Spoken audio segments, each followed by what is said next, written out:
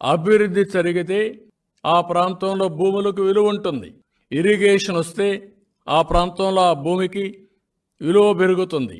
ఎక్కడైనా ఒక ఇండస్ట్రీ వచ్చినా, ఒక రోడ్డు వచ్చినా, ఆ రోడ్డు వల్ల ఆ ప్రాంతంలో ఒక నమ్మకం, ఒక ఆశ, దానికి భూమికి విలువ పెరిగే పరిస్థితి వస్తుంది. ఒకప్పుడు ఇక్కడుండే రైతాంగం 1 ఎకరా అమ్మి హైదరాబాద్లో 4 ఎకరాలు 5 ఎకరాలు కొనేవారు. ఇప్పుడు హైదరాబాద్లో 1 ఎకరా అమ్మితే ఇక్కడ 100 ఎకరాలు కొనే పరిస్థితికి వచ్చారు. ఎవరు కారణం దీనికి?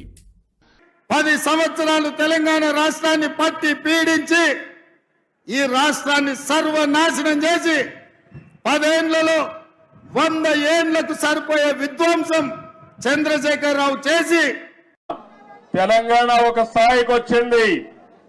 దేశంలోనే మీరు ఒక్కసారి ఆలోచిస్తే హైయెస్ట్ పర్ క్యాపిటా ఇన్కమ్ ఉండే రాష్ట్రం తెలంగాణ రాష్ట్రం. పెద్ద రాష్ట్రాల్లో 3,08,732 రూపాయలు తలసరి ఆదాయం గుజరాత్ కంటే ఎక్కువైంది, మహారాష్ట్ర కంటే ఎక్కువైంది, కర్ణాటక కంటే ఎక్కువయ్యే పరిస్థితి వచ్చింది. ఇప్పుడు ఆంధ్రప్రదేశ్ చూస్తే 2,19,518